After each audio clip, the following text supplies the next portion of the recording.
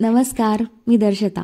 आपल्या चॅनलच्या मेंबर कम फ्रेंडने आपल्याला प्रोटीन मिलबद्दल व्हिडिओ करायला सांगितला होता.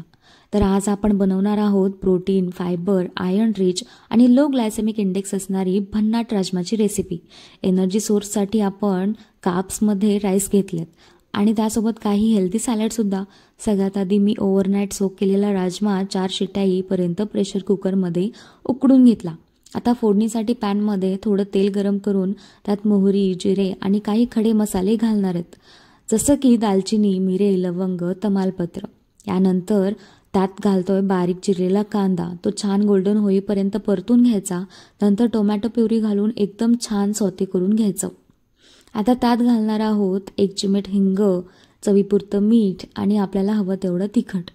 सगळं एकत्र छान मिक्स करून हा मसाला तेल सुटेपर्यंत परतून घ्यायचा. तेल सुटल्यावर त्यात आपण उकडलेला राजमा घालून एकत्र करायचं. आवडीनुसार पाणी घालून कन्सिस्टन्सी सेट करून घ्यायची.